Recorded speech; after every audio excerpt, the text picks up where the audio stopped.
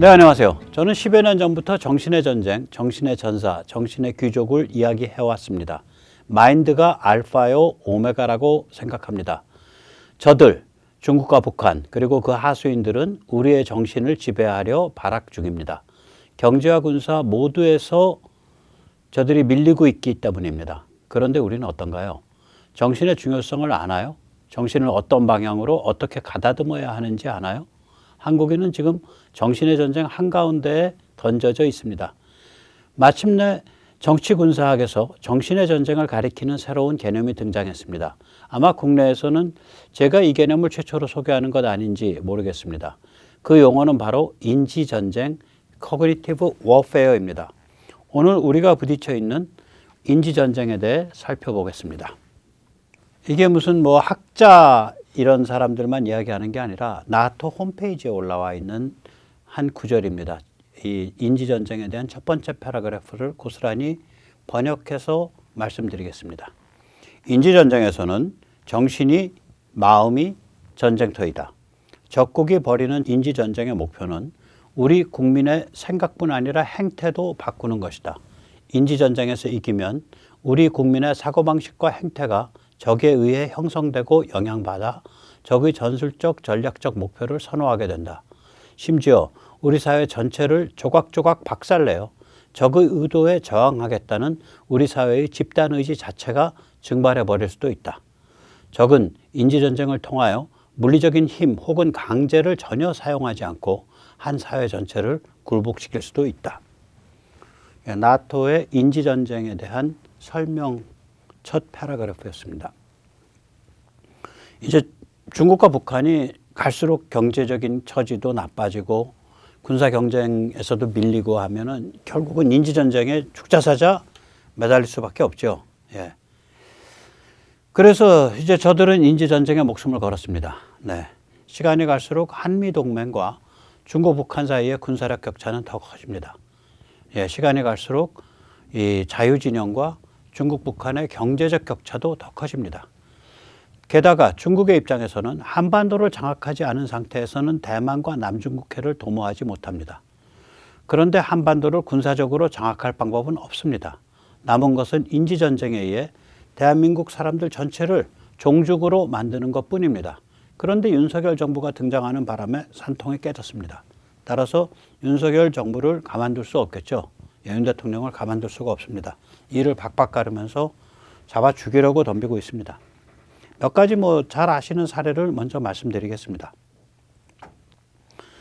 예, 여기서 잠시 세뇌 탈출 자유구독료 부탁 말씀 올립니다. 아시다시피 이제 세뇌 탈출은 광고가 잘 붙지 않습니다. 붙더라도 천천히 붙는 그러한 경향이 있습니다. 도와주시면 보다 좋은 컨텐츠로 찾아뵙는데 커다란 힘이 되겠습니다. 대단히 감사합니다. 간곡히 부탁 말씀 올립니다. 이 MBC와 YTN이 그 바이든, 그러니까 이제 한미 정상회담을 하고 나서 그게 G20 회의였나 그렇죠? 이 바이든 대통령과 윤 대통령이 만나고 나서 나오면서 윤 대통령이 옆에 이제 박진 장관한테 뭐라고 한 거를 공식적인 멘트도 아니죠. 날리면이라고 약간 그 바이든 대통령과 이제 그때 약속을 했죠. 한국에 1억 달러인가 뭔가 내기로 2억 달러인가. 근데 국회가 오케이를 해야 되잖아요. 이거 날리게 되면 내가 개망신하는데 이런 뜻의 말을 했는데 그거를 바이든을 날리면 이렇게 이제 말을 꼬아갖고 사실은 전문가가 들어도 그게 무슨 말인지 안 들려요. 그렇게 해서 이제 언론에 보도하고 난리를 부렸죠. 예, 저들의 목표, 첫 번째 목표는 미국을 향해서 이런 쌍스런 반미주의자가 대통령이야.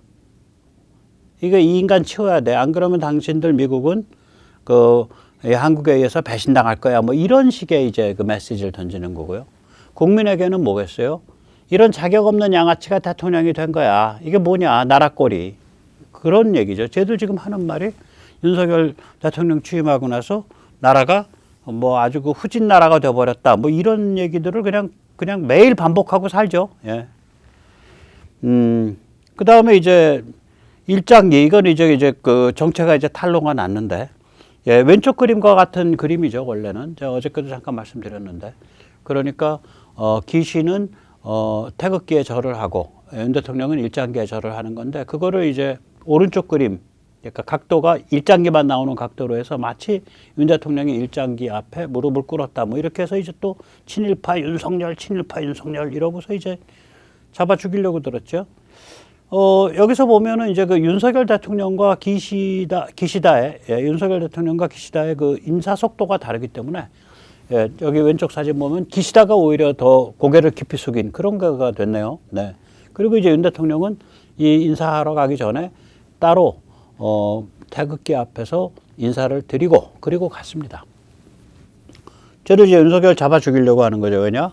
한일 관계가 저렇게 가까워져 가면 한일이 지소미아 정상화를 통해서 한국이 일본으로부터 실시간으로 북핵 미사일에 대한 감시 정찰 정보를 받으면 그러면은 이제 말하자면 중국은 황되는 거죠. 북한이랑 중국은. 일본의 그 감시 정찰 자산이 어마무시합니다. 일본이 제가 말씀드렸지만 전 세계에서 세 번째로 정지궤도 그게 굉장히 높거든요. 거의 한 4만 킬로 상공됩니다. 거기에 위성을 올린 나라입니다. 그러니까 미국, 소련 다음에 일본입니다. 중국이 아니고.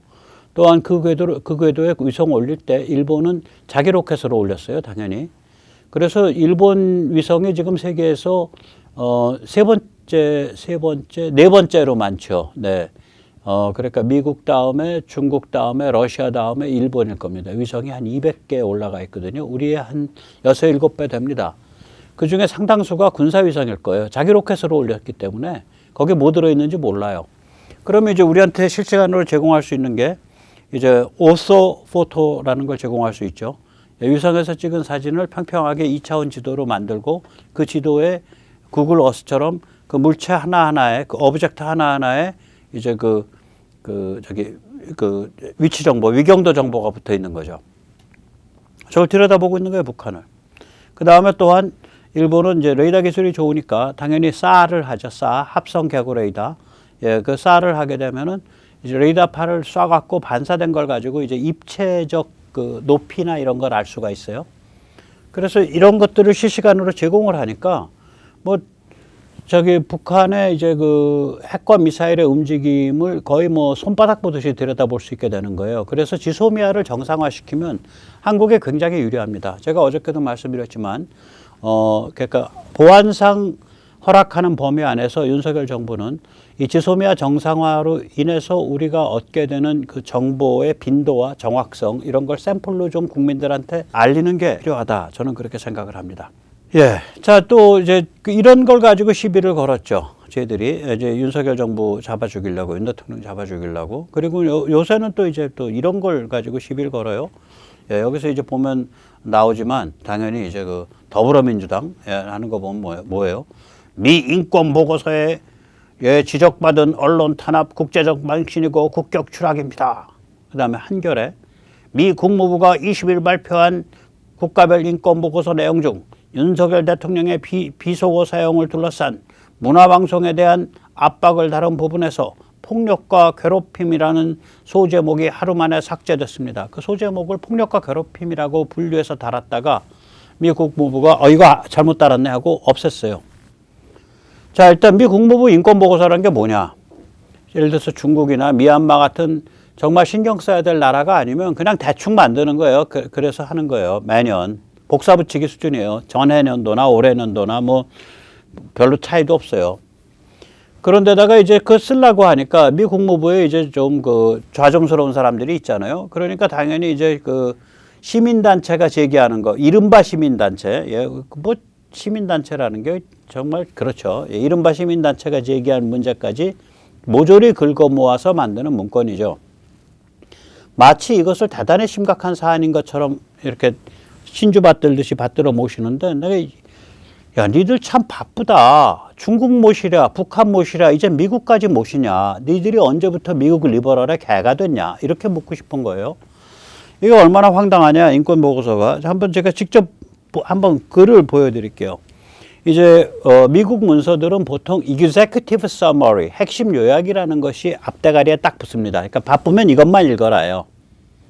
다시 말하자면 Executive Summary, 핵심 요약 안에 중요한 쟁점은 다 들어있습니다. 거기에.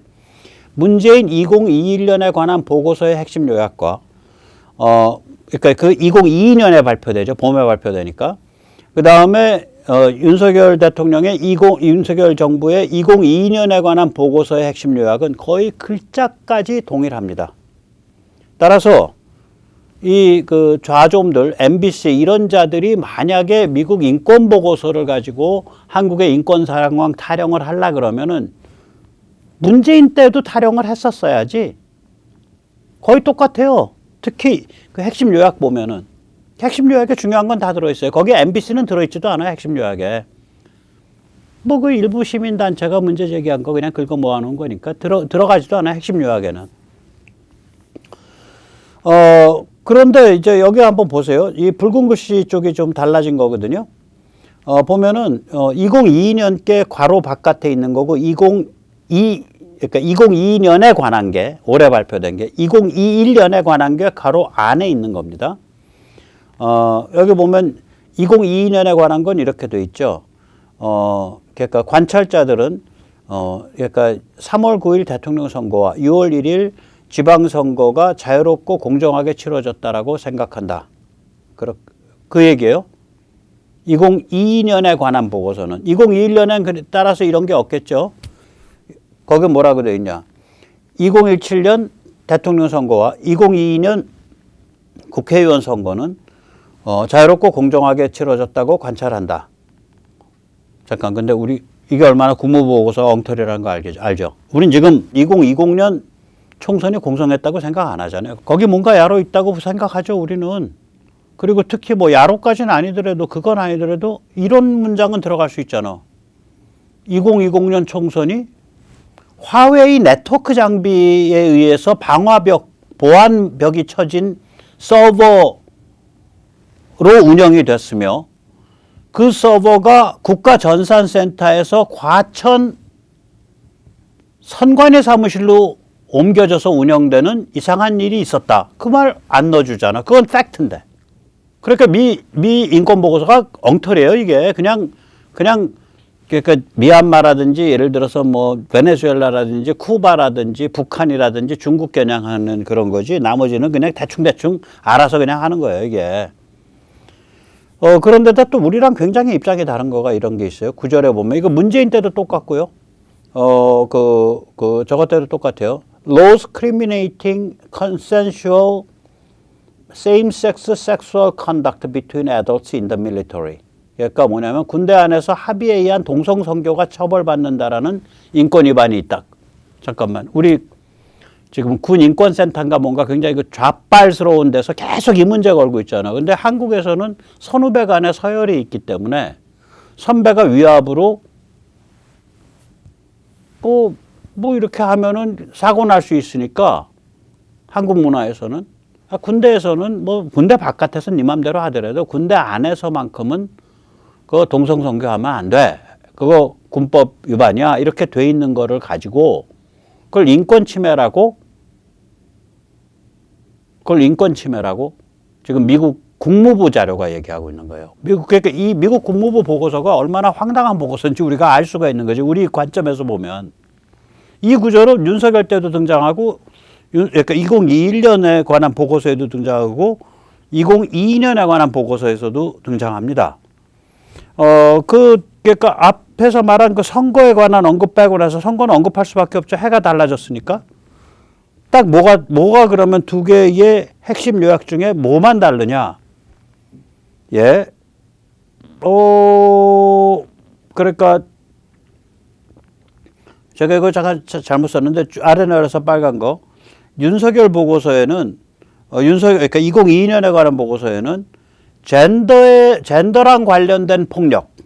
그러니까 여자 보고 이런 이렇게 말을 했다든지 이런 젠더랑 관련된 폭력이 좀 저질러지는 측면이 있다는데 2021년에는 여성에 대한 폭력이라고 돼 있어요, 이게. 그러니까 그것만 바뀐 거야. 2021년에 관한 보고서는. 왜 그러냐면 이 바이든 정부 들어서서 이게 그 여성 남성 구별이 아니고 젠더라는 용어로 자꾸 만들고 있거든요. 그래서 그거가 바뀐 거예요.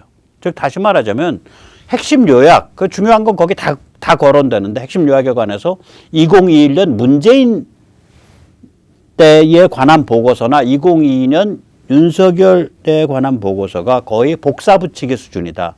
단 하나 다른 거는 윤석열 2022년에 관한 보고서는 젠더와 관련된 폭력이라고 썼고 2021년 문재인 때에 관한 보고서는 그걸 여성에 관한 폭력이라고 썼다. 그리고 마지막 이제 또 지적할 수 있는 거는 이 미 국무부 인권 보고서는 우리 군형법에 의해서 동성 성교를 금지하고 있는 것을 인권 침해로 보고 있다. 그러니까 완전 개념이 다르다 서로. 그런 관점을 가지고 이걸 보면 지금 이게 이자들이 얼마나 추잡한 미 사대주의 노름을 하고 있는지, 아니 종북 종중에 가까운 자들이 미 사대주의 노름을 하고 있다니까. 얼마나 급하면 저런 개짓을 하겠어요. 참 구역질 납니다. 그런데 이제 그 외교부 쪽에서 나오는 말이 이제 일본의 그 초당적 협력에 부럽다. 왜 이렇게 자꾸 언론이 우리 문제 걸고 이렇게 뒷다리 잡냐. 뭐 이런 그 푸념을 한 것 같은데 제 충고 드립니다. 초당적 협력 따위는 기대를 하지 마십시오. 예. 이게 인지전쟁이에요. 저들은 우리를 타도해야 할 적으로 삼고 인지전쟁을 합니다. 그럼 이제부터 어떤 방식으로 인지전쟁 수법이 있나 살펴보겠습니다. 일단 상대를 죽이려고 그러니까 창날이 날카로워야 돼요.